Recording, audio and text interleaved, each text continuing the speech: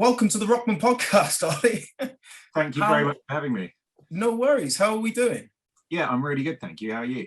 I'm very well. I'm very well. I was just asking you about where you're sitting today. So you are actually in your garden shed. Well, it's technically a little outbuilding on the side of the garage. So the perfect place to spend all of the lockdown and homeschool and everything else. So freezing in the winter and boiling in the summer. But I've got a little wood burner going, so it makes me feel like I'm a proper adventurer as well. Hell yeah, I can see the axes in the back. It's like your own little log cabin. I just put those there because I knew that you were going to be filming this. So you've set the scene behind you, have you? You've had a bit of a clear up. This is basically what all my work colleagues and everything have seen for the last 2 years. Do they refer to it as your man cave? Is that what it is? Along those lines, well, yeah, shared man cave, 40 down bit. Occasionally there'll be a bike in the background as well, or like garden fork, spades, the rest of it, or a child. What's that map in the background? That's not Cardiff, is it? No, that's not Cardiff actually. So I'm a chartered surveyor and I work for a housing association developing social housing, basically. So building and developing social housing, and that is my patch, which is Torvine. Cardiff's over there, Newport's over there, and Torvine's up here. And yeah, I've only been doing it since the start of the first lockdown. So I thought I'd get a big map so I can see everywhere. But I also love planning my next adventure. And during the lockdowns, getting to go to visit various sites and then go, well, actually, hang on, there's a lake over there, or there's a hill I haven't run up over there. That was my way of planning it. I was going to say, surely it's to do with some sort of challenge or something, but well, no, actually, it's for building houses. You can't see it in front. I don't really look at that one technically, but in front of me here is the Snowdonia map. So nice. That's where I did all the route planning for various bits and bobs I've done in the past. Oh hell yeah! I love a bit of Snowdonia action. It's good up there. But thank you for coming onto the Rockman podcast. Before we dive into this and tell everyone who you are, I just got a few public service announcements that I have to do at the start to introduce people. So for those who don't know, Rockman is a mental resilience focused running movement for those with a deep desire to test their limits, forge unbreakable resilience, and actually improve well-being. So we provide the information, the tools, the apparel, the challenges, the support to inspire action to overcome the most intimidating challenges possible in running, fitness, and life. So the aim of the podcast today is to offer up some insight and information on pushing our limits, and with our conversation with Oli here, hopefully inspiring others to go out and push their own limits in order for them to improve their own resilience, fitness, health, and well-being. One last bit. If you'd like to be notified of new podcasts, be sure to hit the subscribe button or follow our social media accounts. And if you take some value from this podcast, please be sure to give us the thumbs up or leave us a review. There's no money put behind these podcasts. They're totally free. So we rely on the likes, shares, comments, reviews, and subscribes to grow the audience. So any interaction is greatly appreciated. Done. I'm Terry. I am the founder of Rockman. I've never done that. In previous podcasts, I've always forgotten to actually introduce who I am. Oh, good. There we go. This is going to be the first and best. So it's the first one where people actually know who I am. But now they know who I am. Oli, who is Oli Smith in 1 minute or less? Well, you did preempt me by telling me you were going to ask me this earlier, and obviously, being Oli Smith, I did absolutely zero preparation whatsoever. Well, you should ace this. Yeah, well, but potentially it'll be very off the cuff. So I'll just do the simple one, which is, hi, I'm Oli. I'm 38. I live in Cardiff with my family, which is Mac, who's 10. Gwen, who is 8, and my wife, Catherine.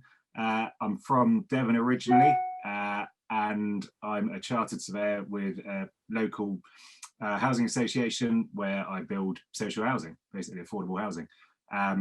In terms of who am I like to, well, when I've got free time, what little free time I have, I like to spend it outdoors. And that is basically me in a nutshell. Well, I think we obviously met supporting Reese's Wales Cove Path record attempt. But then since following you on social media, I've been fascinated with watching your life, because you say what little free time you have. It looks, from following you on social media, you have all the free time in the world, and you live your life running up mountains, going surfing, what the other, jumping in your barrel, you're full of cold water.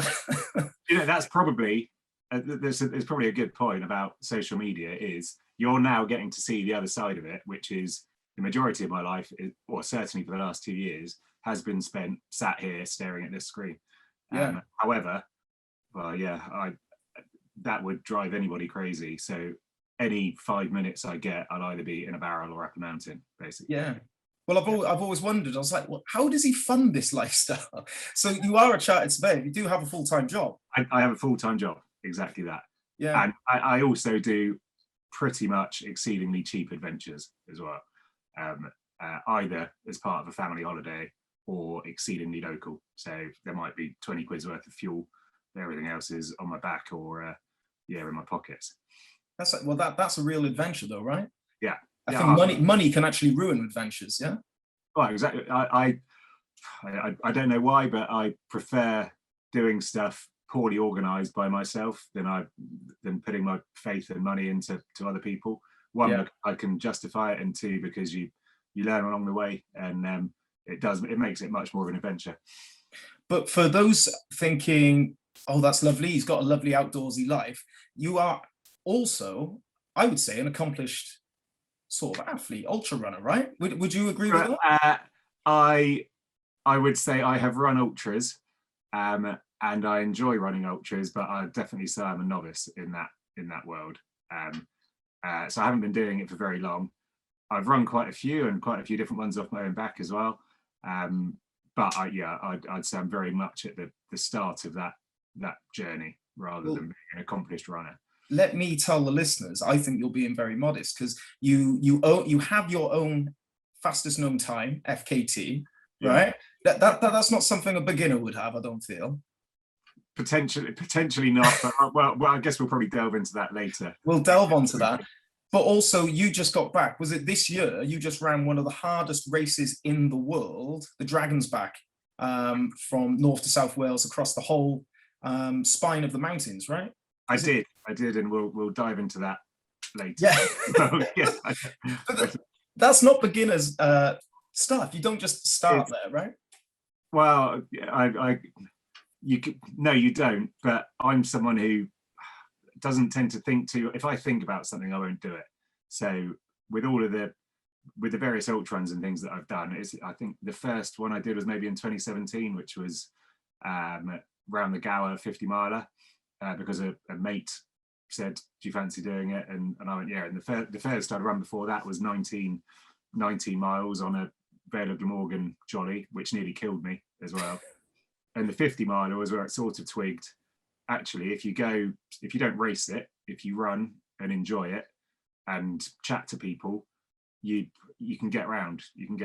And then, due to the way that I'm wired, I don't think things through. I then thought, okay, I can go and do a 100 miler. Okay, I can then go and do whatever I want. And that's not necessarily the case, because I haven't always got to the end of all these things that I've done. And they have been in no way easy. The 100 mile is probably the best and worst thing I've ever done in my life. Have you ever completed 100 miles? Oh yeah. So I completed it. It just took a bloody long time, and I think it was a surprise to everyone that I both finished it and was still alive at the end of it. How long did it take? 36 hours. Jesus Christ. And actually, another key point is ultra running can be expensive as well, which you touched on. So entering races. So I've basically only ever entered races and events or done stuff close to home. So I've only ever run in Wales. So all of the events I've done have basically been from my doorstep. The 100 miler started 4 miles away, up and through the Brecon Beacons, and finished 4 miles away. It just took 12 hours longer than I thought it would. That's crazy. I mean, I've done a couple of challenges, and I think the longest one I've done was 12 hours non-stop, and that was enough. I don't know how you managed to drag your ass around for 36. Do you know, it was 3 years ago now, and before I enter an event, I train properly, and so for the last year or so, or for the last year, I've had a run coach, an online run coach, who's an experienced ultra athlete himself, Marcus Scotney, and I've followed that program religiously, and it's done wonders for me. Before, I just went running and didn't stop, was the kind of the thing. And I'd head up to the Brecon Beacons every now and then for a training run, or I'd go for a local run around here. But yeah, none of it was conducive to ever being able to run an ultra marathon. I picked up on something you said then. You said you did the 100 miler 3 years ago. Yeah. But you started running ultras in 2017. So Yeah. you went from starting running ultras to running 100 mile. Exactly. So I did 19 mile in 2017, 50 mile in 2017, 100 mile in 2018, and then onwards and upwards in 2019 and 2020. Yeah, and as I say, we will dive into those. We will go get into the races a bit more detail. But I was wondering, like, what did you do before the ultras then? Were you a sportsman, or were you always a runner? What were you doing before that? No, I'm never really a runner, but I was a rugby basically from the age of 5 till early 30s. I probably retired properly when I was about 32, so 5 or 6 years ago. So I'd always done team sports, and as a result of that, you're running around lots and you're keeping base fitness, but I was never a runner, and I never really thought of myself as a runner or being able to.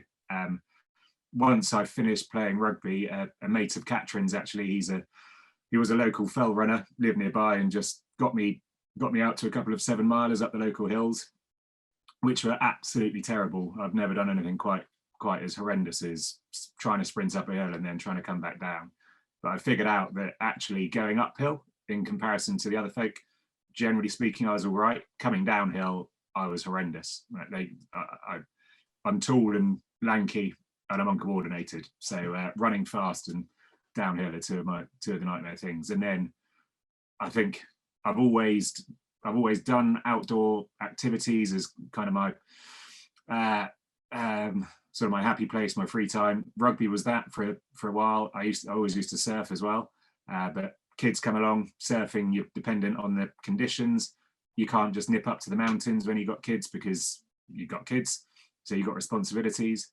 And then running kind of flipped something in me, where I realized, right, actually, I can 7 o'clock, I can go and do a fell race up in Penturk. I can run up the Garth. I'll be back down by 8. I'll be back home by 8:15, and I've basically run up a mountain. And they wouldn't even know when you were gone. No, exactly that. Yeah. Well, and also very early mornings is the other way of doing it as well, which, and then, it just led on from there. Okay, all of it, I used to go and do a few hiking trips and overnighters in the mountains with schoolmates. And I realized that by running, I could basically do 10 times as far as I did on a weekend hike in a morning, and be back by the time I've got to take the kids to football. And that's basically become it. And then the more I could squeeze in, the more I wanted to squeeze in. So I had to try and train and run a bit further. I was going to pick your brains, actually, because I'm now a father of 2. And I think that transition of becoming a father and then having the second, it's really hard to find time to do stuff. Well, I say it's really hard. It actually made me more productive. It made me better at finding time to do it. There was no longer was I wasting time, because I knew how precious it was. I had to get out there. But how do you do it? How do you find time? Because I think everyone's got busy lives, right? Everyone's got full-time jobs. Everyone's got family commitments. How do you find this time? Where are you looking to slot in these runs, trainings, and races? Basically, all of it before everyone else wakes up is my simple answer. It's not necessarily the best way to do it, and I guess I am a morning person, but I don't feel like it when I wake up. Because I thought about this, having listened to your podcasts, and how do I get up and do it? I realized that even when I was probably 18, 19, so 20 years ago, I would wake up at 4 or 5 o'clock in the morning. I lived down in Devon then, and go for a surf, drive for an hour on the off chance. You didn't have the forecasting equipment that you have now, so you drive thinking that hopefully there'd be a wave, and 9 times out of 10 it'd be flat or windy or whatever, and you wouldn't get your surf in. But I never ever regretted any single one of them, because I'd always go for a swim or a dip and have a splash and see mates. and going early in the morning was before the crowds came out, so you weren't fighting for waves and all of that. And I think that just made me kind of twig early mornings is the place to do it. But also, no one ever I put pressure on myself to make sure that I'm around for the family, but I'm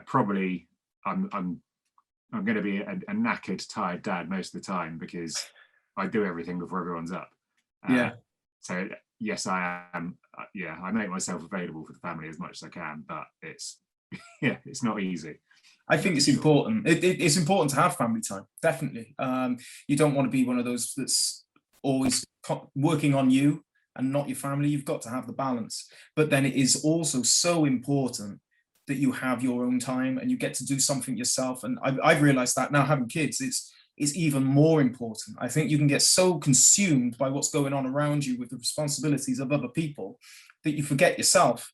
And I think that stress, which it is, or the not being able to release any stress because you're constantly working on other stuff, that can build. And it's so important to allocate that time. You've almost made it non-negotiable, like going out and doing these runs.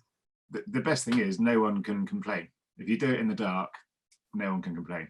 And that's basically it. That's not to say that Katrin ever complains if I do it whatsoever, but I just made a rod for my own back by doing that. But then I like it. I get the hills to myself, and I've got a few folk that I've encouraged to come and join me, which always amuses me. It makes me exceedingly happy to think that I'm dragging other people out of bed really early in the morning. Yeah, well, you because I've always invited me out for exactly. What, you're coming out next week? You're coming out next week. 21st. I put it in the diary, so it's happening. And again, like, it's funny because the only time I can do this is when everyone else is in bed. Yeah. So it would be perfect before I don't know. I guess it's like a 6 a.m. thing. We'll do, you don't, right? Yeah, definitely. Well, I'd never ever regret waking up super early to go and do something. Yeah. I think I've done it so much now that my alarm will go off, and rarely my alarm will go off and I'll go, sod it, I'm not getting up. Yeah. But majority of the time I go, if I don't get up, I suppose it's probably, I put pressure on myself. If I don't get up, I know that later on in the day I'll feel crap for not having taken the opportunity while I had it. And those opportunities, and it's probably a wider life lesson as well, those opportunities, I might not be able to do it at 10 o'clock or lunchtime. I might not be able to squeeze it in, or in the evenings I'm driving the kids all over the place. And then come 8 p.m, I don't want to go out. I don't want to go and do a 3-hour run at 8 p.m. No, that's like... I don't want to do one at 5 a.m. either, to be honest, but no, at least then it's done.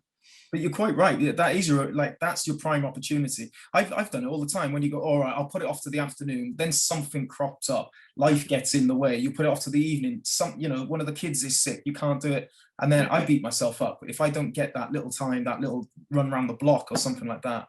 It's terrible. Exactly. Now you inspired me, Ollie. I don't know if you've spoken to Tori, your friend. Did you buy it?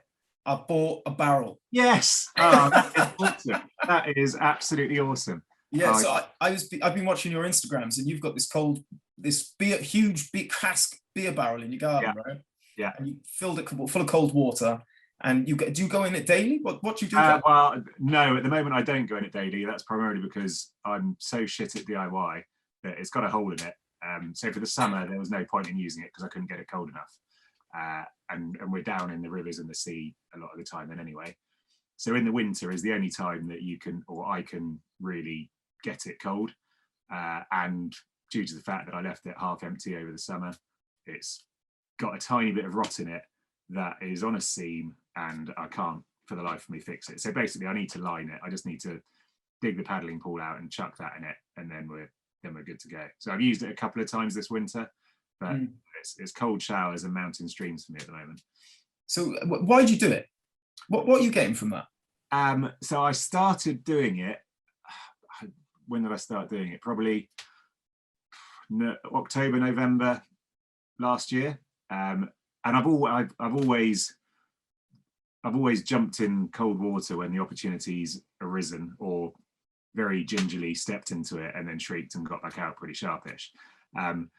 but when I started running more and doing more trail running and doing more ultra marathons, I really found the benefits of sitting in cold water. So as my body changed and my muscles grew and things like that, my knees, my joints started aching. And in terms of physical therapy, it was unreal, like really, really good. And people do ice baths, and it's fairly well known that it's good for improving blood flow to various places and helping improve recovery times. And then I got sucked into the Wim Hof stuff as well. I don't know if you've read anything about Wim Hof. I know of him, yeah, but do you want to explain sort of what the Wim Hof basically Wim Hof is an evangelical cold water sufferer. So he's been doing it his whole life. He's got various breathing techniques and methods that go hand in hand with cold water endurance. And they've done a few experiments on him which potentially arguably show that there's massive physical benefits, as well as sort of topical mental benefits as well. So in reading a few bits of his few of his articles and a few of his books, I got massively into it and thought this is going to change my life. And to a certain, I wouldn't say it changed my life, but the more you get in cold water and the more you endure it, the more you crave it as well. So it's addictive. I liken it, the absolute example, the simple way to explain it, 5 minutes in a freezing cold barrel, or a barrel of sub 10 degree water, ideally like 5-6 degrees, is the same endorphins as going and running your fastest half marathon. But you've got none of the pain. You've got it's 5 minutes in a barrel. You get out and you're whooping. You might feel like you're about to die, but I liken it to your body has basically thought, what the hell is going on? I'm about to die, and I've got out of the cold water, and no, I'm not dying, so let's release all of these endorphins and go, this is absolutely amazing. So that's probably the short-term answer is it gives you massive endorphin high, and it's also got long-term physical benefits as well. And it's cheaper than drugs, then, I guess. Cheaper than drugs. Well, I started in a one of those builder's buckets. So there's red builder's buckets. Obviously, I can't fit into one of those, and I can't really remember why I started sitting in one of them rather than getting something proper. I think it was I didn't have the ability to get anything bigger. It was during the lockdowns, so I just sit in the garden with my arse and feet in a builder's bucket with the snow around me. I don't know what the neighbours thought, and I don't know what they think now, to be honest. Now I've got a hulking great barrel that you'll have one soon as well. When are you getting it? I've got it. You've got it. Have you filled it? Have you been in it? No. Right. So it's so bloody massive. Oh. It's 2 inches bigger than the frame of my gate for my garden. Yeah. So I'm trying to organise at the moment a couple of the boys to come around and help me lift it over the back fence, because it's not massively heavy. I think it's about 100 keys. So you know once you've got 2 or 3 bodies on that, you can lift that. That's fine. Yeah. But it's just so big. Yeah. Oh, they're horrendous. You should make it into one of your challenges. Yeah, sure. I'll get the whole Rockman down there. They can chuck it in for the back. The annoying thing is, I've recently fitted a brand new fence in my garden. So if I bought it a month earlier, I could have just whipped it around the side because there was nothing there. Yeah, I didn't tell you about the perils of trying to get it into your garden. Yeah, well, same. Yeah. How did you get yours in? Well, we've got so I've got a double garage, and it's got the doors are just wide enough to get into the back garden from the back of that, so the pedestrian doors. Although there's a massive step to get up onto it, and then there's a massive step back down, and the barrel was sealed and half filled, well, probably about a third filled with grotty old wine water. So I basically just stood in my garage for about 20 minutes staring at it, going, how the fuck am I going to get this out of here? I can't roll it through because rolling it's too big. It's too long. I've got to go end over end. So then I just got a load of cushions and had the biggest CrossFit workout in the world and managed to get it through. And then once it was in the back garden, it's just roll it. You did it on your own? Yeah. Oh, gee, well, there we are. You laid the gauntlet down. Yeah, exactly. I've laid the gauntlet. Yeah, I only had to lift it over a foot step. I didn't have to lift it over a 6 foot fence. So yeah. I'm really looking forward to it because as I'm getting older now, I think like you were saying, my knees, they're starting to like throb. You know, you can really feel it, and I really want it for the inflammation sort of parts of it. I want to bring everything down. But didn't I hear part of Wim Hof methods?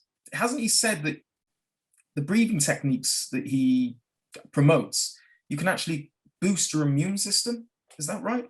It is, although I'm not entirely certain of the science behind those. Yeah. I wouldn't want to go and be evangelical about it on a Yeah. podcast. But although what I will say, so I tried his breathing technique when I first started, which was probably about a year or so ago, and it takes forever, and I don't have the patience for it. But I did it once, and that was in the proper bath in the house, and it was as I was letting the water out of the bath, and it was cold. It was November. The window was open, so lying in an empty bath isn't going to be very warm. I did this breathing technique, and I felt absolutely fine. I didn't get cold. My body basically air dried in a cold bathroom in November, and I was fine. Like no shivers, no nothing. But then I never did it again. So I can't really wax lyrical. What do your wife and kids think of all this? Do they think you're nuts? Or they're used to it. They're used to it. Yeah, I'd say.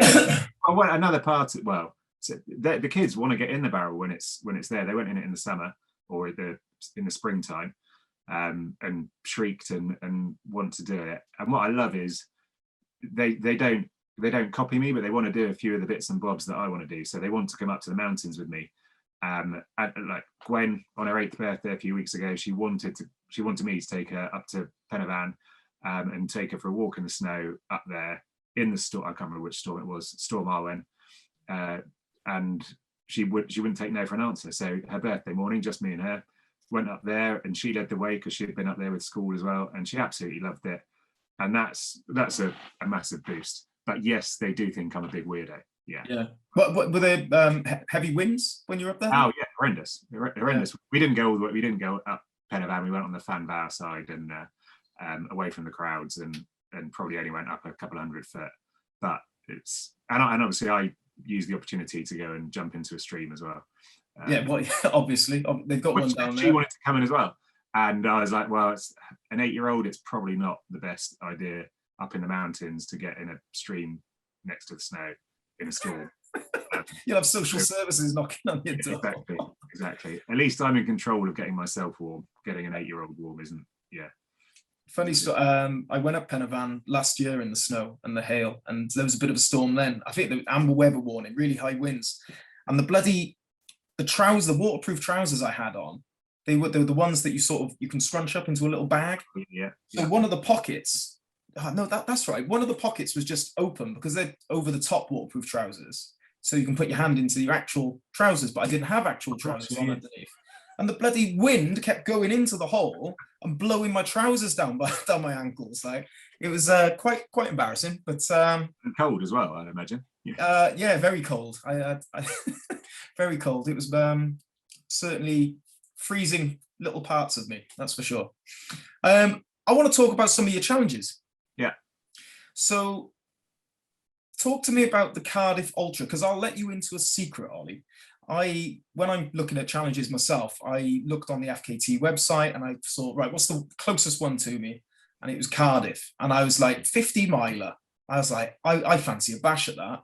Let's see who's got it. Oli bloody Smith. Yeah, good luck with beating it. It's a terribly slow time, but it's just the most horrendous route in the world.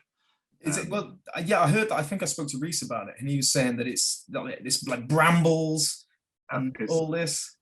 It's so I pretty much for the last 10 years or so, on an annual basis, I would have done some fundraising for various different charities. More recently, it's been through running that I've managed to do that. So dressing up as a banana for Cardiff Half a couple of years ago, and doing various things like that. The 50 mile I did around the Gower, I was doing a litter pick as well, which was a bad idea. And that was for charity. And with COVID and lockdown, this was going to be the first year that there were no events on. So I like having something to train for. It gives me a bit of motivation. There's a target to go for at the end. And it got to about August time. I'd done various online challenges like running every other day or seeing how far you could get in a week, and just various odds and sods.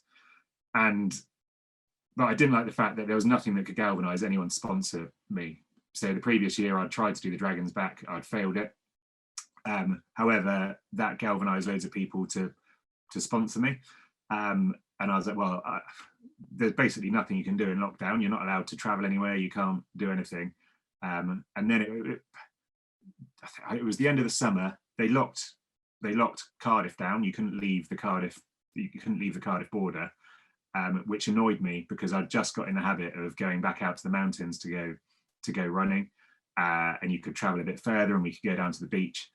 And I'm not very good when people tell me you can't do something. So I was like, right, okay, I'll listen to it. I'll abide by it. It's the right thing to do. However, I need a challenge, and I want to galvanize people. I like raising, well, one of the charities close to my heart is Big Moose down in Cardiff.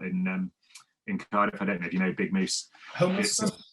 Yeah. So a lot of mental health and homeless stuff, and run by father and daughter, who are both really inspirational, have done incredible stuff themselves. So I was like, right, I want to raise money for these guys. I need to do something that's going to get people's imagination going. Plus, I want to challenge. I need a challenge. There's nothing I can do. There's no ultras you can go and run. I can only run in Cardiff. I don't want to run up and down my garden for 30 miles. Some people did. Actually, I did a 5K in my back garden. That was horrendous. Yeah, same. 30 meters. Actually, I saw yours as well. It's like an hour. No, it's the worst thing in the world. Absolute worst thing in the world. So I wanted to do something where the reason I like running ultras, like I said earlier, is so I can see stuff. I can go and have that sense of adventure. And I got my maps out, actually down here somewhere or other. I plotted what is the Cardiff Unitary Authority border. And I went, right, well, I'm going to run that. And throughout the various lockdowns, I've run all over Cardiff, mainly North Cardiff, but I know the area pretty well. But this 25 miles of the 50 miles, I didn't know at all. And there were footpaths on the map you could pretty much stitch together that kept you on the Cardiff side of the Cardiff-Newport boundary. However, I couldn't go and recce the route because you weren't allowed to drive anywhere, or you weren't allowed to drive anywhere for social or leisure reasons. So I was like, right, I'm just going to have to chance it. And I set the date for 1st of November, 4 o'clock in the morning. The start line is about 3 miles away from my house, but up a hill. And obviously I couldn't have anyone drive me there because I had to abide by the rules. So I had to run to the start line with all my kit on my back. Raging November storm, get up onto the ridge line. First 6 miles or so, I knew like the back of my hand because I've been running it for ages. Then it dives off to go under the M4 and do various bits and bobs, and it was horrendous. It was old tracks that probably haven't been used for 20 years through farms. So getting chased by dogs into brambles, into bogs, and chased by bulls, like jumping over fences to get away from bulls into an industrial estate, and then getting afraid of the security guards and having to run through a golf course. You're not allowed to get just everything horrendous. So I started. I think it was maybe it was 5 o'clock start time. 4 o'clock I left my house to get there. By 9 o'clock in the morning, I'd only done probably 15, 16 miles of it, and legs shredded to absolute bits by brambles and knackered from full body workout from climbing over everything. Got to the coast path, which is then open and free, and I started enjoying myself. As the sun's coming out now, the clouds are going. There was a bit of a headwind, but I've got the sea on my left, the hills on my right. This is lovely. And didn't really think it through. On the map, the footpath follows all the way through. I knew I had to duck in around Rover Way, but the footpath basically follows all the way through. So I keep on going. The tide's coming in, but there's a little tidal part of the footpath. I've got another 2 hours here, so I should be fine. And I'm basically running on the water on floating debris, so grass and stuff like that. My feet weren't going through, but it was getting pretty close. And there was a big, massive new fence, all the horrible 3-pronged spikes on the top, so 7 foot high. So you ain't hopping that? No, well, no, I wasn't up in that. But I carried on going because I could skirt it, and there was enough of a path that I wasn't going to have to swim, and swimming was not an option. I'm stupid, but I'm not that stupid. And I got around the corner, so probably about 200 meters away from the Cardiff main dump, so industrial area, nothing particularly going on. Path runs out, the route back, the tides come in, so I could do it and it'd be relatively safe, but I'm then going backtracking about 1.5 miles, 2 miles with water there. It's going to take me for the best part of an hour, or I can try and scale this fence. And I was like, I'm going to have to do the fence because I'm not going back.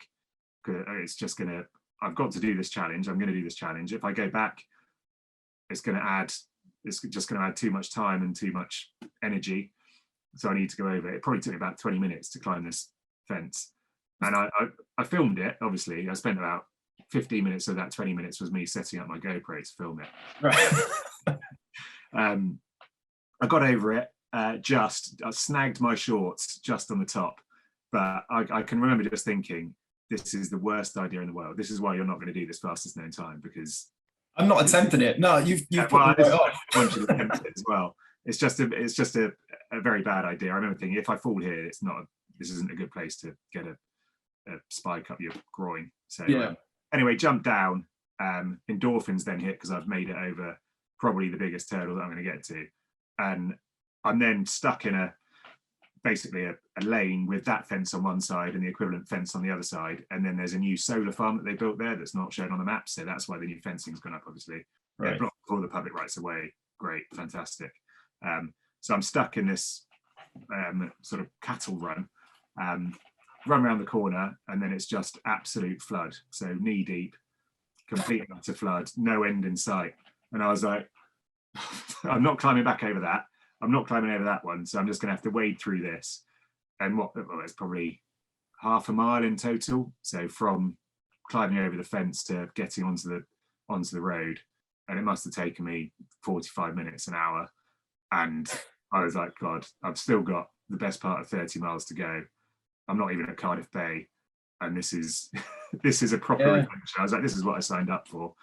Were you documenting it? Like, were you putting it on Instagram? Well, no. So this is classic me. All that footage is still on my GoPro.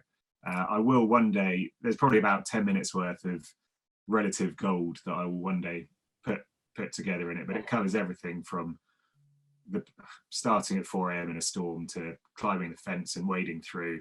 Basically, it's just 10 minutes of me swearing at a camera. Yeah, you all the donations would have flown up if you got that out. Well, I was doing it on Instagram stories at the time.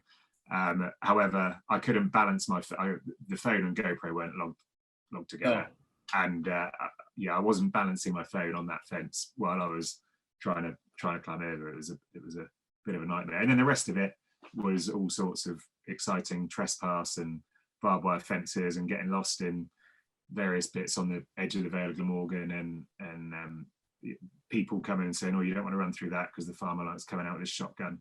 Obviously, no, everyone was exceedingly friendly. No farmers came out with any shotguns or anything. But then in my head, I'm like, right, if I get into this field, I can see it's about 150 meters on the other side. I'm going to have to peg it to get to the other side of it and jump over that fence or whatever it is. And it was just that constantly. How long did it take? Was it 12 hours? Yeah, 12 hours. 12 hours. And what were you like when you got home to the wife? You're like, don't speak to me. No, you weren't allowed. It was at the time when you weren't allowed to run with people as well. So I hadn't organised any support runners or anything like that because you couldn't do it. But obviously, quite a few people knew from social media that I was doing it, and a few people came out to join me, which massive surprise and a massive boost as well. Albeit, I think two of my old rugby mates came to join me, and within about 30 seconds of seeing them just on the roads around Cardiff Bay, I'd tripped and just fallen in a puddle on just on a road. I was like, great. So now I've got cut knees, cut hands, and this is not trail running. This is running through an industrial estate. So for the last 25 miles or so, I had people running with me, which was really nice. So different people came and went, or people came on bikes or driving past in cars and beeping horns and stuff. So by the end of it, I physically, I was pretty broken, but I think it was just more that I couldn't relax the whole time. You couldn't get into flow because around each corner was another horrendous challenge. So you couldn't just mindfully zone out for 5 miles and all of a sudden you've chopped a load off. It's not, it wasn't an ultra run, it was a, I don't know, but either way it qualified for fastest known time, so I'm happy about that. I think it's quite safe as well. I don't think anyone's going to be going after that. The time someone will be able to beat it, but yeah, you're going to need to speak to a few landowners before you do. Well, I like the thought of someone at home, probably like myself, going, "Oh, I'll have a go at that," not having a clue what they're letting themselves in for. I didn't set off with the thought that I was going to get a fastest known time at the end of it, and I can't remember who it was that mentioned it to me afterwards, and they said like this is running the Cardiff border in a lockdown, to abide by COVID rules. It's like the most apt thing to be doing at the moment, but it's an incredible challenge. So you should see what you can do. And I sent them an email, and they're like, "Yeah, definitely." They'll have it. Yeah. It's got to be achievable, which is debatably true, but it's on the website now. So that's me, FKT. Talk to me about the Dragon's Back race. So you said you've attempted that twice. Well, you completed it now, right? Well, no. So no, technically I've failed it twice. So, however, 20 must have been 2019 was the first time I attempted it. So 2018 I did the 100 miler, which absolutely killed me. For some reason, I then thought I could do.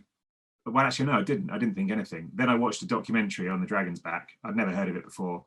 And I was like, wow, that's the sort of thing one day I'd love to do, but I could never do it. It's just so beyond me. It's ridiculous. I can't do it.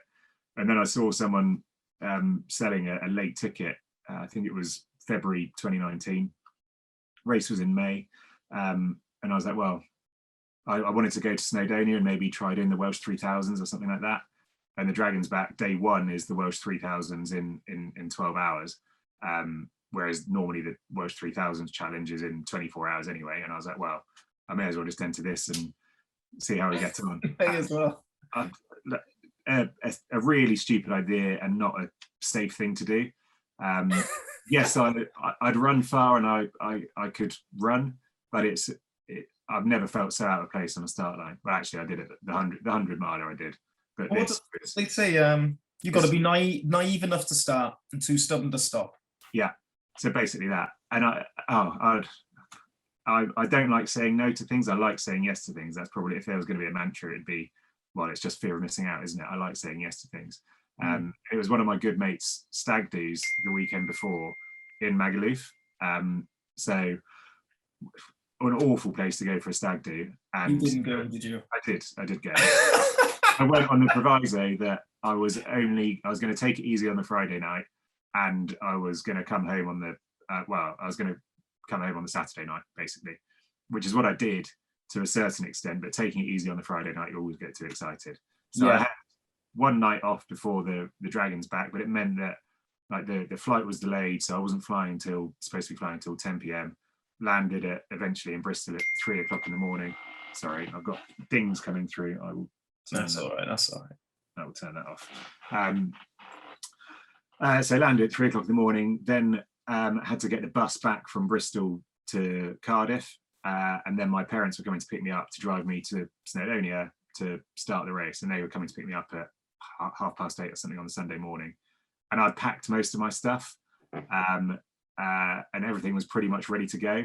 However, I had about 2 hours sleep, and then I had to get up, sort my kit out, and then panicked and thought I'm not going to fit all of my compulsory kit in my ultra vest, even though I would have done.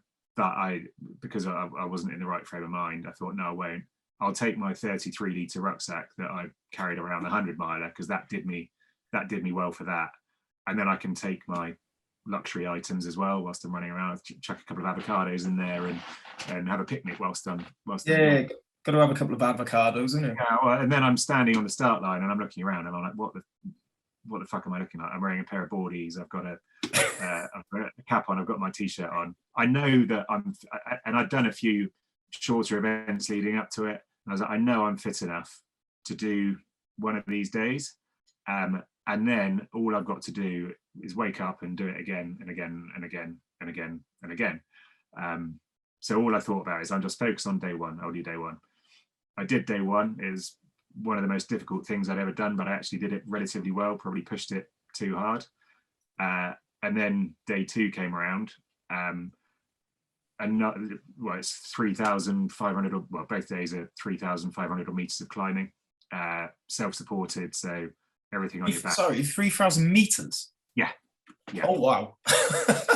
Oh, wow. So, but yeah, the routes up the mountains on day one and day two, you're not following the standard routes. It's proper scrambling and climbing and going up and down scree and just sliding down on your bum and going through the bracket, just everything that's bad about the mountains, you're doing all of it whilst trying to beat the time. And day two, I got to the end of the day. I thought I wasn't gonna, I didn't think I was ever gonna make it. And I beat the cutoff, which was something like 10 p.m, having started at 6 a.m. in the morning. I beat the cutoff by about 5 minutes with another lady who I was running with. And she basically got me through the last few miles by saying, look, we can't, if we run, we can make it. So we ran and we made it. You get into camp in the dark. Someone comes to give you your sleeping bag, and then they show you where your tent is. And then you're left to it to try and find some food and go to bed and sort your stuff out before you leave at 6 o'clock the next morning. Anyway, I got to the tent, and the person who dropped the bag off, I was like, oh, actually, I've just taken my pack off. My t-shirt is like stuck to me. I don't know what it is, and I'm all over the shop by this stage. They were like, oh yeah, no worries. Put your arms up. This is obviously pre-COVID, so people can come and help you do stuff. Yeah. I went to rip it, like pull my t-shirt up, and he was like, oh no, you need to go to the medical tent. And I was like, oh God. And all I wanted to do was try and ram some food in my mouth, put my pajamas on, blow up my roll mat, sort out all my stuff, eventually get into bed and go to sleep. I went to medical tent, and basically, because I had this 33-litre rucksack and you're sliding down gritty slopes, and it was sweaty, all the grit had gone up under my t-shirt, and then just over the course of 12 hours and probably the day before, worn away the entirety of my lower back. So the top layer of skin completely, I hadn't noticed, I think I'd maybe had like a slight inkling that something was going on at some point, but I hadn't really felt it. And then the cold of the night, it all, basically my t-shirt was a scab. So it took them about an hour. So they sent me away once because they're like, look, go and get some food. We've got a queue at the moment. Come back. So come back before midnight. I got there at 5 to midnight, and they're like, no, we're all shut now. They'd had a change of guard.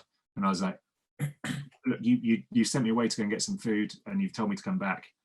And they took pity on me because they saw I was basically about to burst into tears. And they're like, right, what's wrong? And then they took them out. So 1 o'clock in the morning, they'd hot sponged my back and soaked everything off, and then picked all the bits out, and then they dressed it. And then they said the magic words to me, which were, at this stage, because I was in such a broken state, they said, you'll have to come back first thing tomorrow morning for us to assess whether or not you can go on, because we don't know if you can go on.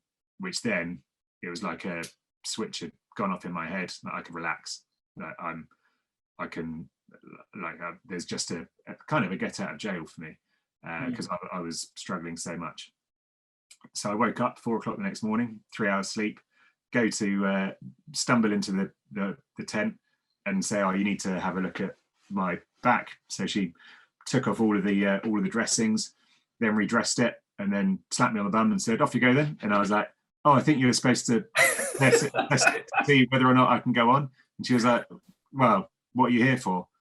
And I was like, to run the dragon's back. And she was like, well, go on then, off you go, bit of tough love.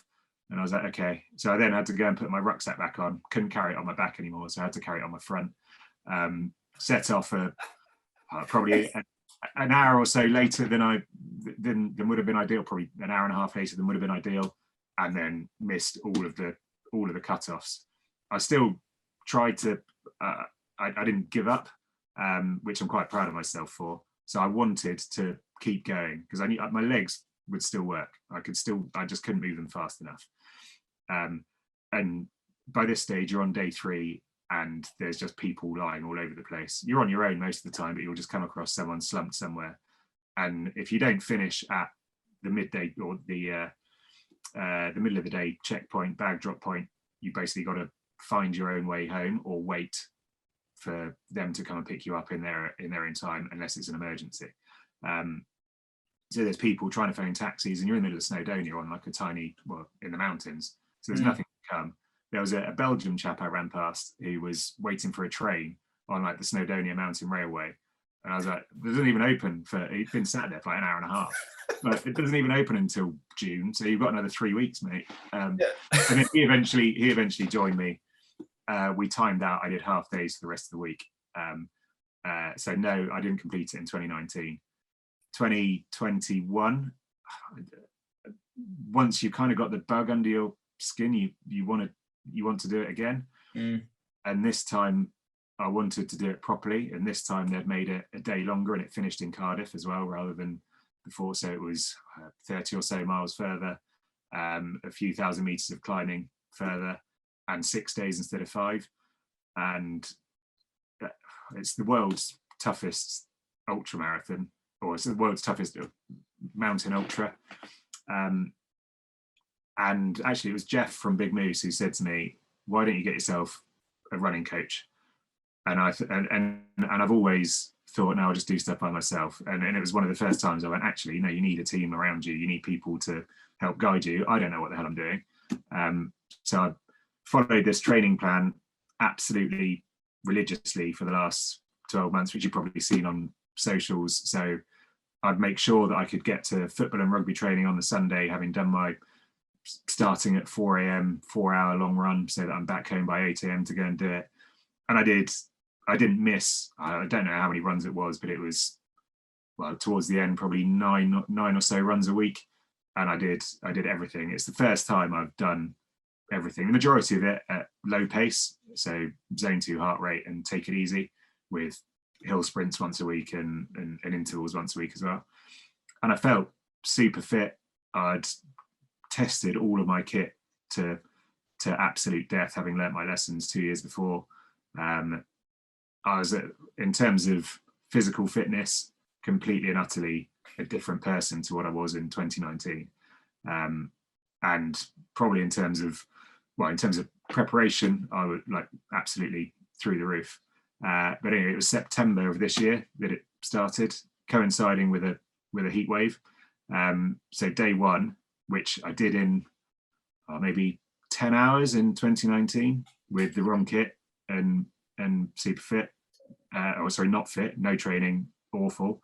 This time round, it was 30 degrees in the mountains, and it basically blew me apart. So the first half of it, I was fine. The second half of it, I got to Trivan, which is probably a half-hour climb. It took me 2.5 hours to get to the top. I had full body cramps. Oh, wow. Like, I've never experienced anything like it. Like, I was surprising myself that I could still move, but there's so many people in a worse state and condition. I think there were 360 odd people that started it on that day 1, and I think it was something like 150 people dropped out on the day 1. Wow. Anyway, I managed to get, the top 3 seeds were all out on day 1, one of whom was airlifted off Snowdon while I was on Cribgoch, because he'd had a atrial fibrillation, so basically massive heat stroke, and his heart had gone haywire, and he was airlifted straight to hospital. Not good whatsoever. It's no joke running in that sort of heat at all. Well, I've done it in training as well. And I didn't run out of water. I didn't run out of anything on this, but I couldn't. It was heat stroke. I couldn't take on board any of the gels, any of the food that I had with me. I couldn't sip water. I couldn't do anything. And I bumped into a good mate of mine on the top of Snowdon. He was in the same state. He's Australian and used to this heat, but he was broken as well. We managed to get each other to the end of the day, so made it with about 20 minutes to spare, so about 2 hours slower than I'd done it 2 years previously.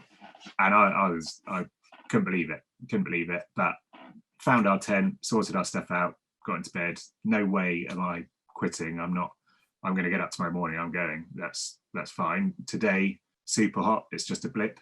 That must be why I was so slow.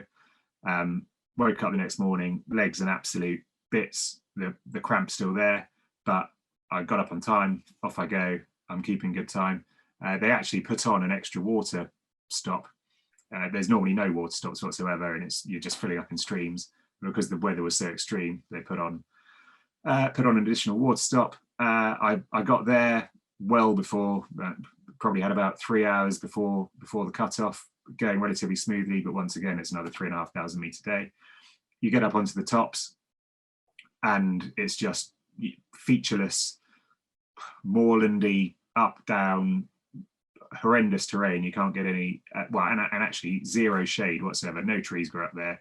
There's the odd rock that you'd find people had just tried to, just lying down on the side of a mountain because there's a tiny bit of shade for one. I think I had something like 2 hours to make it 3 or 4K to the cutoff, and I couldn't do it. So I kept on going. I was being sick. I couldn't take water down. I couldn't eat anything. Again, same as day before. I could move, but I just could not move quickly enough. There was nothing I could do. I couldn't cool down. I couldn't understand how I was like, I'm fit enough to do this. I can't understand how I can't get there. And that day, I think, that day, I think another 100 or so people dropped off. So from the 360 people that had started, by that stage, there were only about 150 people left in the race. On day 2 of a 6-day race. They've never seen attrition like it. One of my mates who I trained with, bloke called Dan, who lives in the Vale of Glamorgan, and he's a proper athlete, so was looking at a top 10 placing, superb athlete, dropped out the same point as me. So he made it through the checkpoint and was like, no, my feet are in bits. If I carry on going, the chances are I'm not coming back from this, and it's not worth it. There's people going to hospital left, right, and centre. This isn't the time to be silly. So anyway, timed out by about half an hour.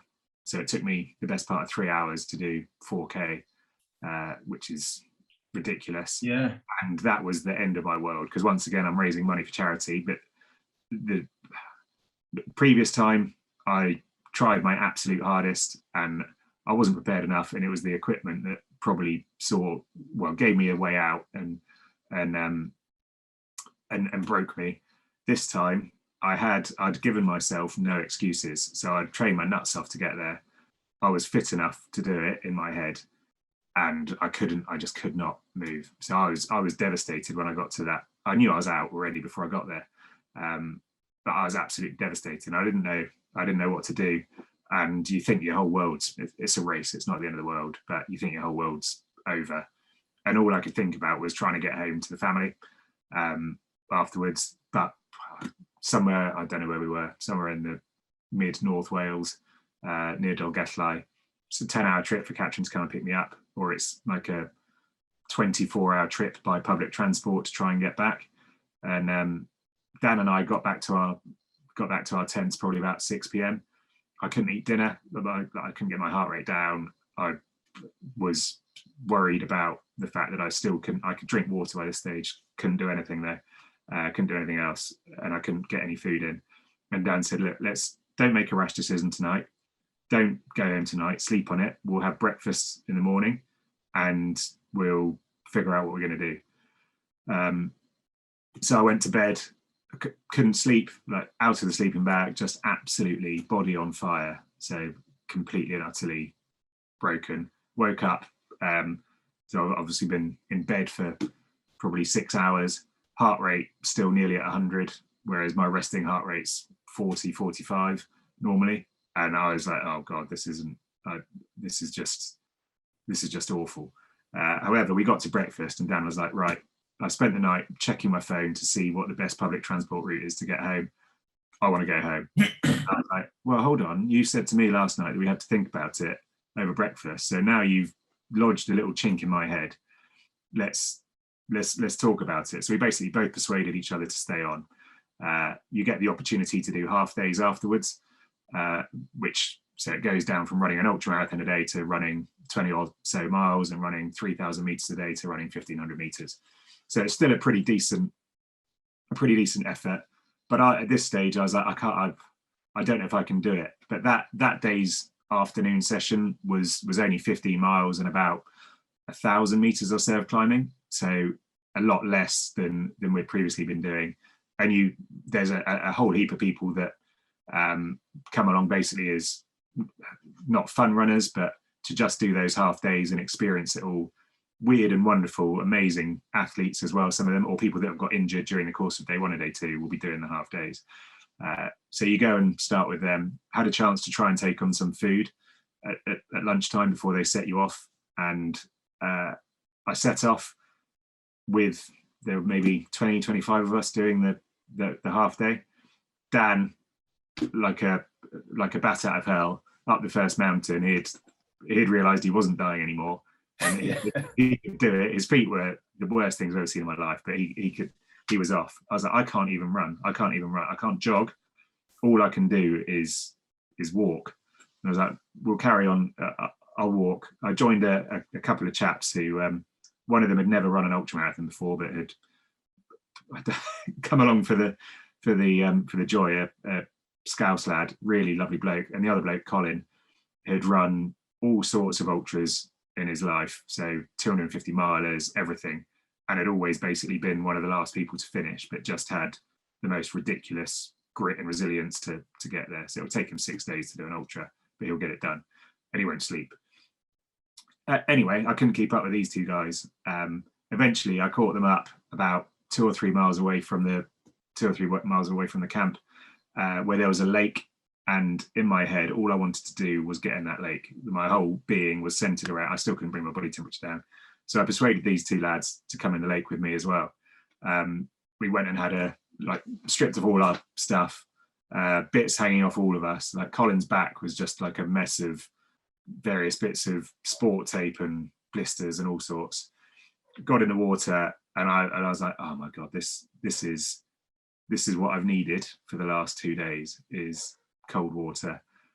Still had to hobble the last couple of miles down the hill into camp, but that night I could eat. So I'd had basically 24 hours of, well, more than that, probably 36 hours of not being able to eat. And that night I ate about 4 portions of pasta and chips and everything. And there's 8 of you to a tent. By that stage, 7 of us had dropped out. And an American called Lewis, who absolutely embraces everything good about trail running. So weird, wonderful, lives in the mountains in Utah, drinks, smokes, super suntanned, hair like a lion, super friendly, like tall, skinny, but just an incredible athlete.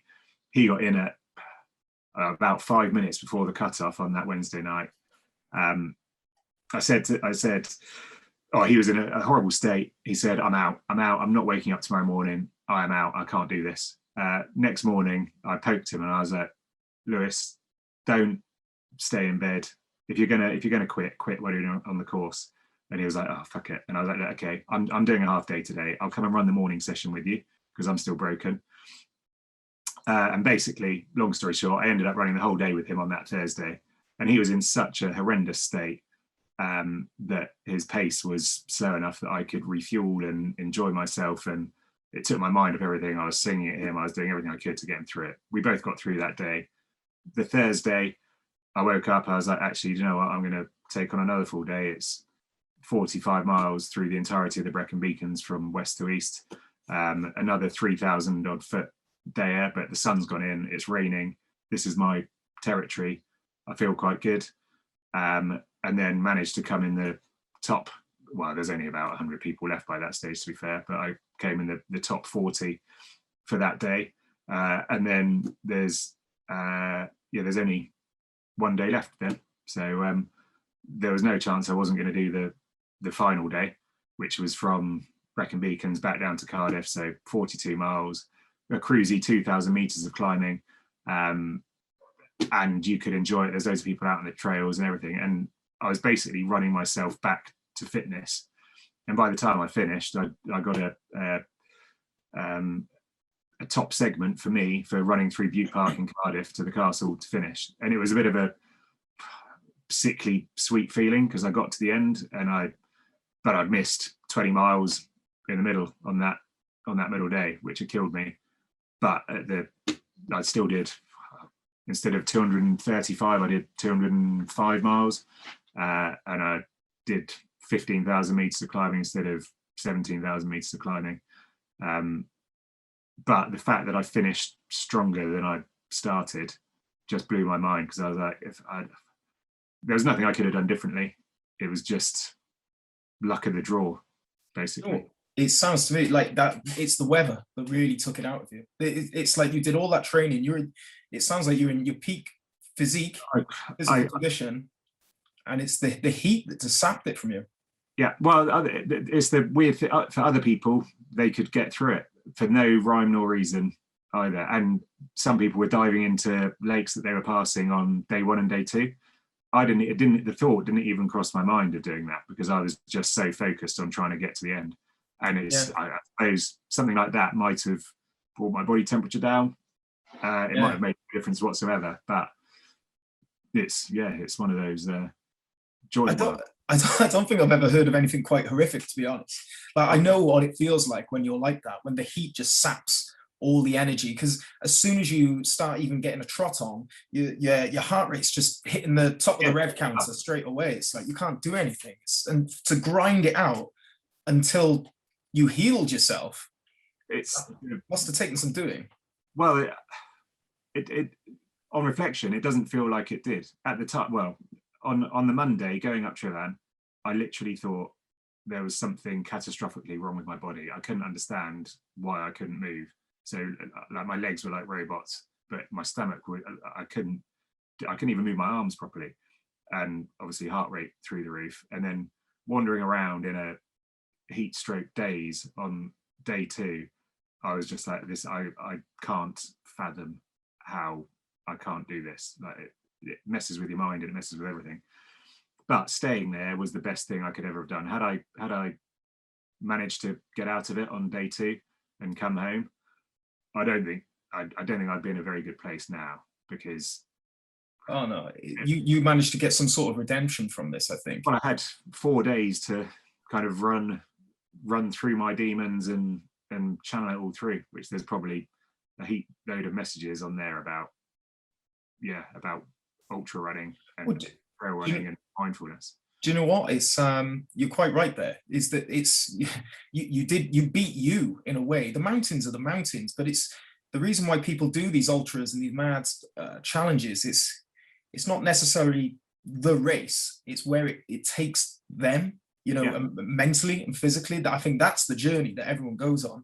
And I haven't heard a story quite like that. Like that sounded horrific. So you really did go through the ringer. Well, the absolute winner as well, which I've forgotten to mention, is, and I wasn't thinking this at the time, which probably shows how buggered I was, but obviously I was raising money for charity. Had I quit on day 2, then there's no story for me to get to the end. That's people stop sponsoring you then, don't they? There's nothing to keep putting their hand in their pockets for. And I wasn't that weirdly, it wasn't my motivation to keep on going. However, the fact that I did break down and then carried on going actually probably raised more money than had I got to the end and completed it all and done it easily and everyone's cheering and whooping and I've got my medal. People want to see you suffer. When they're handing over their cold hard cash for charity, they don't want it to be a breeze for you. They want to see you sweat, blood and tears. I am interested, like, I think you might have touched on it then, but what did keep you going? Like, what was it? What were you telling yourself? What was the reason that you kept putting one foot in front of the other when things were really tough? I couldn't actually tell you on day 2, I was so addled, I can't tell you what was keeping me. I just knew I had to keep on going. Well, the same as when I did it the previous time. And the same with the 100 miler, which I did finish. I didn't want I didn't want to, it's probably not actually that good a trait, but I wanted someone else to make the decision for me. I didn't want to be pulling the plug on it.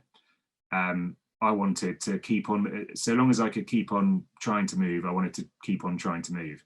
And then Dragons back this year, it just so happened that keeping on trying to move meant that I recovered, and I could then, well, you keep on putting one foot in front of the other, and you manage to get some food in you, what looks like the absolute direst situation in the world, you keep on going. You can, yeah, you climb the mountain and you come down the other side. And actually, yeah, so that's basically the exact epitome of ultra running, is hitting the walls, hitting the walls, hitting the walls. And as Reese, when Reese ran around the coast path, he knows that when he hits that wall, he'll hit that wall. It might last 5 minutes, it might last a day, but he'll come through the other side of that and he'll be able to move again. And that was basically the realization that I had when I was out there, which was, if you keep on going, you'll eventually be able to, finish. You'll get to the end, basically. I mean, the only time it really is over is if you do give up. That is where that's the only option. Yeah, you keep grinding. How important, I mean, what's your understanding of, say, mental resilience, and how important do you feel it was for a challenge like that? For ultra running, ultra running is nothing to do with how fit you are, I'd say. I think the 50 miler, and well, actually the 100 miler massively proved that for me. I could run a flat 50 miler relatively slowly, eating all the way and chatting to people and being in a good place. 100 miler through the mountains is a completely different kettle of fish, and not wanting to stop, having somewhere you want to get to, that's probably the key for mental resilience as well. And actually starting optimistic and having good thoughts going through you, so you increase your sort of the positive chemicals that your brain's releasing. You're probably all out of endorphins within about 12 hours. Those all have gone, but if you try and keep a positive spin on it, you'll be able to keep on going. But it's having that target, having that aim, that I think really brings the resilience out of it. Yeah, and I mean, how do you feel? What do you feel the importance of challenges and targets and focuses in life? How do you feel that? How important are they to life? For me personally, they're massive. However, I would say that the ultra running isn't a means to its end, and it isn't a means to an end in itself for me. It's more, it enables me to do other things. So it gives me confidence to carry on with the adventures that I do. It gives me confidence to know that I can wake up at 4 o'clock in the morning and I can go and run for 4 hours with everything that I need on my back. If I get lost, it doesn't matter, because I know that I can run for another 25 miles, I can run for another 30 miles, and I'm not going to keel over. And that confidence seeps into other parts of your life as well. So I equate that confidence with happiness to a certain extent as well, and mental well-being. If you're confident in an aspect of your life, then that will just trickle into everything. And all those little, I like being, like I said before, I like being able to say yes to things, even if it's stupid and I probably shouldn't be saying yes to it.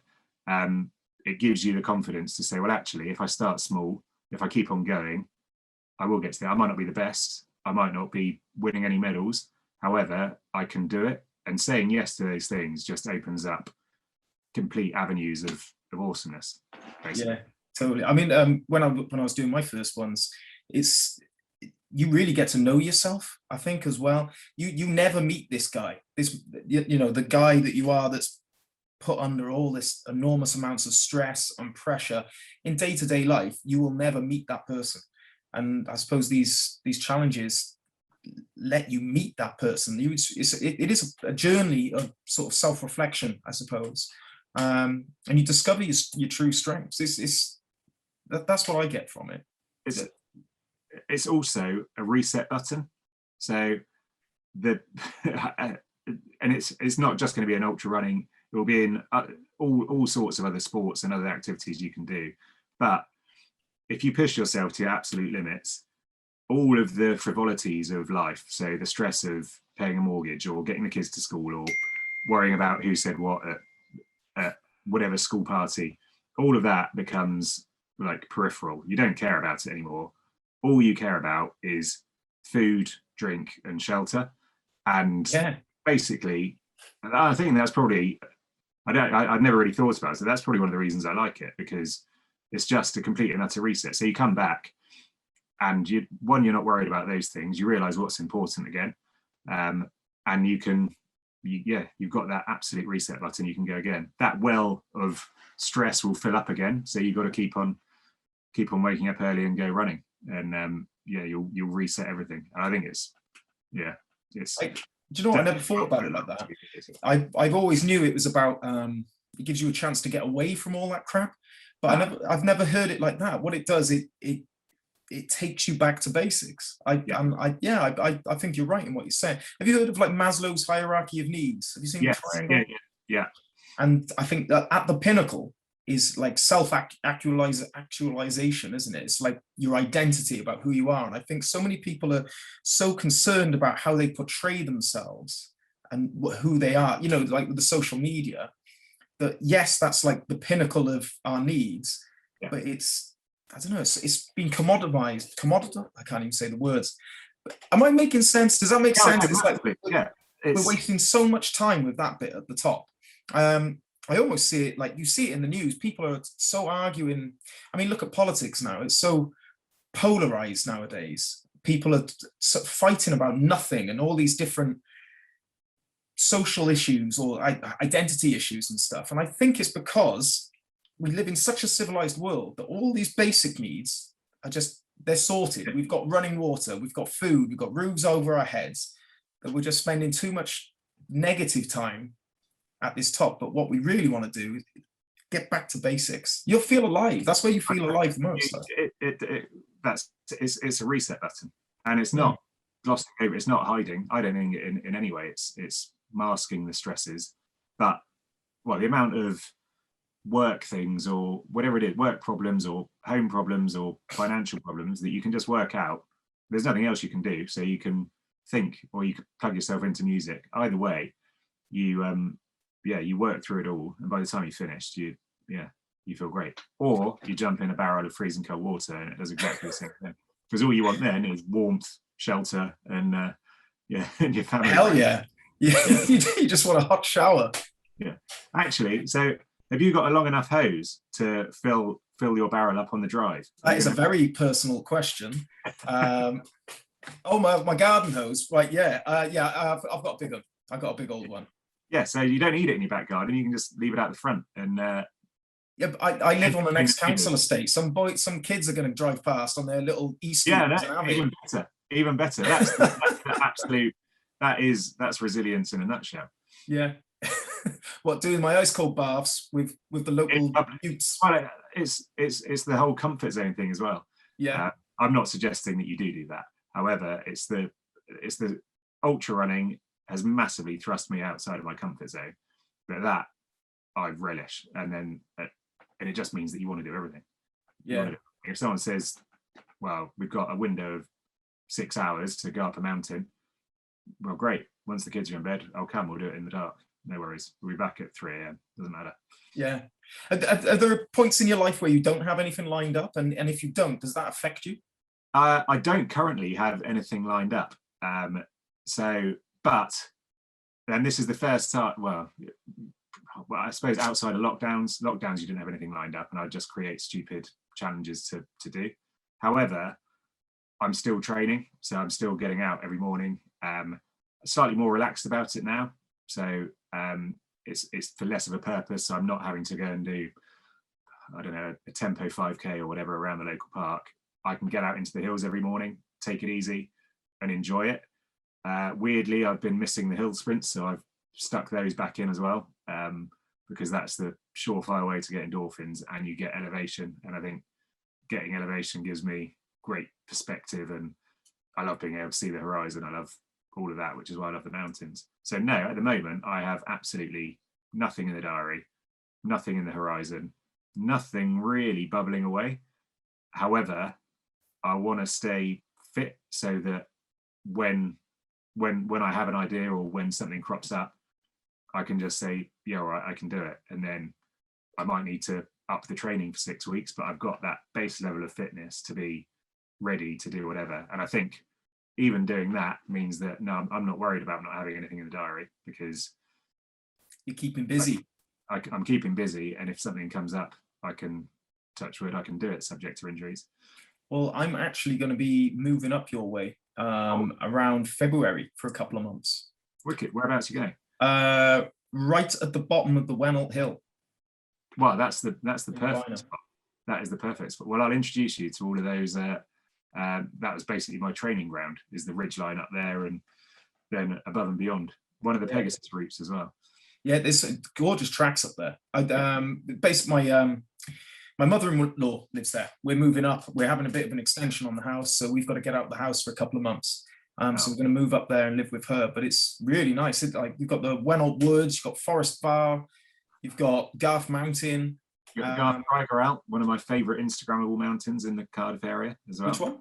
Craigerallt, it's called, which is behind the Wennelt Woods, basically. So the same side of the same side of the A470 as the Wennelt, but behind, before you get to kind of Caerphilly and Gary. But take me out. Yeah, there's absolute gems up there. Show me the sights. Yeah. Now, we've gone the whole podcast without actually mentioning that you are not a race director, right? What was it? Director of Sustainability. Yeah, I'm self-proclaimed. So co-founder of a race, and informal ops director / sustainability director. And what's the name? The name of the company is Dare to Run. We haven't done the race for the last 2 years due to the joys of COVID. Hopefully we'll be able to bring it back this year. However, it's a looped 5-mile route around a local country park up in Dare Valley, with a festival attached to it. But it's sort of the brainchild of a mate of mine, Dean, who I mentioned earlier, who dragged me around a 50-miler, and myself. And I was frustrated with the fact that all races seem to be disposable plastic cups and just plastic everywhere, and people driving from all over the place, and not particularly sustainable. And that's not to say that I'm super good at recycling and doing everything, but the amount of times that I'd be running on a race and people are just chucking their gels everywhere, and like a Cardiff half, and people are just chucking their bottles and all of that sort of thing grated on me. And Dean wanted to pull together a looped event in Wales, because they're all over everywhere. He's run a few 24 hours in England, but there was, actually, I don't know if there is one in Wales yet, apart from ours. And he loved that format, and he wanted to do his own one. So we came together and started that off in 2018, which was awesome. One of the best thing about it, and I'd never thought about it, because running 5 miles it was only a 12-hour event, but running a 5-mile loop, nearly 1,000 foot of elevation on each loop, for 12 hours isn't my idea of fun. However, because I like to see as much as I can and get further, in terms of mental endurance training, it's ridiculous. But you could run it either as a solo or as part of a relay team, and it made an absolutely incredible atmosphere. And we had all sorts of people coming to run in it, from from world-renowned athletes like Jamie T, Larry Morgan, loads of people who are proper athletes, coming and setting ridiculous times, to people who had never run at all whatsoever before, who had just thought, I'm going to sign up and see what's what. So we had a few people. A mate of mine turned up, the furthest he had run before. He used to play rugby when he was at school, so I think he stopped playing rugby when he was 18. He's now 38, so hasn't done any sport for 20 years. The furthest he'd run was 5K on a treadmill the night before. That was his training. He ended up doing 30 miles, so an ultra distance with it was 600 or so feet of climbing, I think it was. So a significant amount of climbing, and I can't do the maths right now, but a good few thousand meters of climbing chucked in there as well, all on trail. It took him the full 12 hours to do, and he had a few pints at the halfway stage, and whenever he came back into he was absolutely incredible. My brother-in-law had never done anything like it. Ended up doing 50 miles. He's an old prop and built like a prop, and was fully. I've never seen anyone so broken as him for the last lap. But he's done 50 miles on an absolutely killer course. And we had a chap who was nearing 70 who did his first ultra as well. Just as well as the ridiculous times and the people that ran 76 miles in 12 hours and were proper athletes. You had everyone rubbing shoulders, and it was just incredible to facilitate people, encouraging people to get outside and sort of enjoy what I enjoy doing. And I think that's probably the biggest takeaway. Plus, we became the first truly sustainable race at the same time, but we didn't really market that. That's really it keeps people together, doesn't it? These looped circuits. So like the leaders will come around again. You'll see them again. It keeps everyone together. There's going to be a better atmosphere, right? Right. It means that you're basically rubbing shoulders with greatness, which is actually similar to the Dragon's Back, because you've got proper elite athletes on the start line, and you'll see them every day at least once when they run past you. But on a looped one, you see them every 40 minutes, or they're in the team next to you. So they might be only running relays, so you can go and have a coffee with them, whatever it is, and everything's just super accessible. And all the things that I still feel it now. You like the imposter syndrome. Turning up at a start line of a race is so intimidating, like especially for an ultra race, because everyone's got all the gear. You've got hydration packs and vests and trainers, and they've got Innovate shorts and Innovate top. Are they sponsored by Innovate? And all of this stuff that certainly goes through my head, so it's probably going through other people's heads as well. An event like ours, you run one lap, and then you're chatting to these people for 12 hours, and all of a sudden you're a part of it, and that's all it takes. And it's so much more accessible. Like even the fell races that I did before I got into running slightly further, it's running clubs, it's serious people, but they're all absolutely lovely. But you look at them and they're in their vests with their name on, and you're like, oh god, or wearing GB kit, but they're the same as you and I. But they are hugely inspirational, because learning from them is incredible. And that was what we wanted to do, and managed to, with a massive party at the end of it as well. Well, I'll be there at the next one.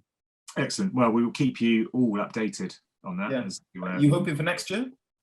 Fingers crossed, but we're looking to potentially change the location, and looking at a slightly different format as well, to make it not necessarily bigger but better, because we want to keep it quite small and intimate, because one, it makes it easier to do, and two, it just means the atmosphere is fantastic, because it means that everyone does get to know each other. So talking about the sustainability, there is one pet peeve of mine on races, and it seems to happen all the time, but they'll hand out plastic bottles, right, of water, and I'll swear down now, 96% of those runners will take 2 sips and throw it away. I feel it's such a waste. How have you tackled that? Well, I was just looking around it to see if I had one. Oh, I do have one of my cups. So we did. The initial idea was we're not having any single-use plastics whatsoever. So that was just banned, and we'd organised it like a festival. So we had like food stalls and coffee carts and stuff like that turning up, and we told them as well. And they were all using vegware, which is really good. But in my head, I was like, it's still single use, albeit it's compostable. It's a whole heap better for the environment. So my initial thought was these. So there we go. So this is nice. A recycled, British made, made out of recycled steel, keep cup basically. So this is from the original event 3 years ago, nearly 4 years ago now, and you can keep that forever. So that's what people at the bar. That's what people would have. You're not having a plastic cup. You'd get one of these. You can either put a deposit down on it and take it back, or you can keep it, which is basically what everyone did, because they last forever and they're wicked. We forbade, or we basically told all the runners, you're going to have to carry your own water or your own cup. So we'll provide big bowsers of water at the water station, but you're going to fill up. You're going to fill up your cup there. We'll help you do it, or you can fill up your bottles on your chest. But the joys of it only being a 5-mile loop is you don't actually need to take that much water on that loop. We did have 2 water stations, but it was only the solo runners that are going around that didn't really have time to stop, and they were fine. They were just either filling their cup up and having 250 ml of water every 2.5 miles, or they're filling up their chest runs and going. You don't lose any time. And yeah, if you're running an elite half marathon or a marathon, things might be slightly different, but you could still have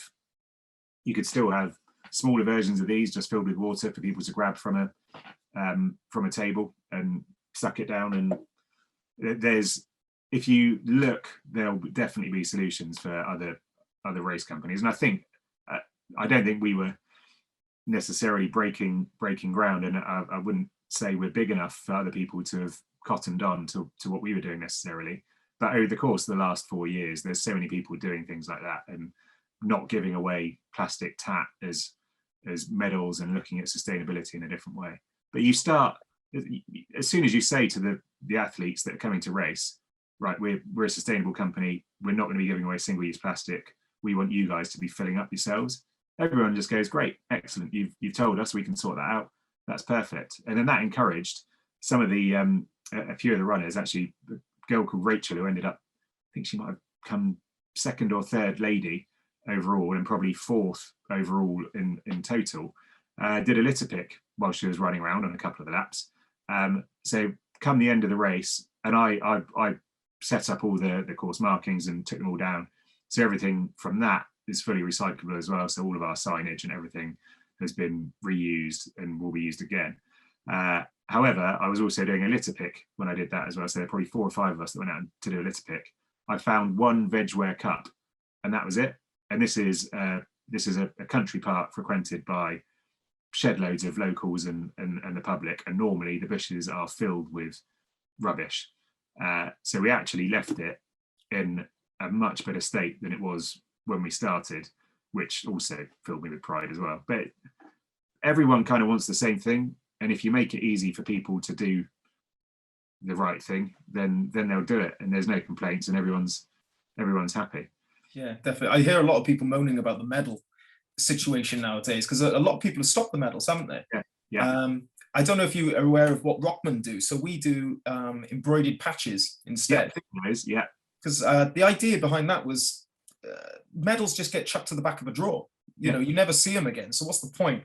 But our idea was that, you know, you could put it on your t-shirt and be reminded every time you put your t-shirt on of sort of what you've achieved. Yeah, well, that's the ideal of sustainability as well, because if you think about it, a medal is the ultimate single use. Yeah, it might be made out of metal or wood, but it does fill you with a certain sense of pride if you see it. However, every single one of the medals that I've ever picked up I don't know where they are. Don't know. They're not hanging behind you. That's for sure. They're definitely not hanging behind me. They're not hanging behind you. That's for sure. So, Oli, I think we've reached the end of the podcast. What does the future hold? What does the future hold? For me, it's more of the same, I'd say. Actually, completely and utterly more of the same. So I get massive energy from helping other people get into sports like ultra running. If I find something good that works for me, I love sharing it. So I always try and make people go surfing or buy a barrel and go and sit in it in their garden. Yeah. And those tiny little things, I love it. So if someone says they've done something because I've suggested it, or they've got up early to go for a run because I've posted some twaddle on Instagram, then that gives me a massive boost. So I'll continue posting twaddle on Instagram, and I'll continue waking up early and running far is basically it. And I'm sure I'll think of some harebrained activity to do in the not too distant future. Actually, speaking of biting off more than you can chew, which is what I've made an absolute meal of over pretty much my entire life. Big Moose, who I like raising money for, the Cardiff charity I already mentioned, they've got a massive fundraising drive next year for mental health. And as a result of that, I've pledged to raise £10,000 for them next year, along with a whole heap of other things. They haven't launched this yet, As far as things that fill me with fear go, that massively fills me with fear. So I've done crazy events in the past, and probably maybe over the past five years or so managed to raise, I don't know, 10 to 15 grand. So a great amount, and superbly proud of it. And now I'm going to try and raise the same amount in a year. And as far as I can work out, I've exhausted all stupid races that I could do by biting off more than I could chew right at the outset. So in terms of galvanizing people to sponsor me to do stuff, it's going to have to be properly harebrained, but yet fit around family and work life as well. So I think I'll just be really tired. I'll just be really tired for the next year. I bet. I bet. Well, obviously, Rockman will be here to support you in any of the challenges you do. Awesome. Tap us up. We'll see what we can do. We can see how I help. Excellent. Well, thank you very much indeed for having me on. And well, good luck with getting in the barrel as well. I look forward to seeing it. And I'll let you go next week too. Well, bloody a week tomorrow. Perfect. A week tomorrow. I'm going to be nervous, so anxious this whole week now. But okay, I'll do it. Go down the front. Get the barrel in your garden this weekend. Yeah. Getting that on Monday, and that'll be your sort of soft entry. The barrel will be colder than the sea. Don't worry. Will it? Yeah, definitely. Really? The sea at the moment is like, I don't know, 10, 11 degrees. Your barrel will be less than that. Actually, the sea might be 12 degrees. Really? Fine. That seems quite warm. Well, it doesn't get cold until like February, March. Because it doesn't matter what it is. It's going to be fucking cold. It's going to feel it. It's going to feel it. If it's windy, then it'll be a bit cold on your head. You'll be fine. I'll be the one there that's shivering, going bollocks. Why have I asked them to do this? I'll bring a hat. Yeah. Before I go though, if people want to follow you or they want to sign up to Dare to Run, where can they go? What are they doing? What are they typing in? If they go to Dare to Run on social media, that's where they'll find all of our stuff. To be fair, due to the last couple of years, it hasn't been updated particularly frequently. However, give it a follow, and when things start happening, you'll be able to see it. And for me personally, if you want to see what a middle-aged man getting into a barrel looks like, then go to Dad Venture on Insta, and that's probably the best place to follow me. Bro, I'll put all the links below as well so people can click directly. But Oli, thank you very much. Brilliant chat. Great stuff. Look forward to seeing you next week, Terry. I'll see you in the sea next week. Perfect. I'll catch you soon. Ta-ta. See ya.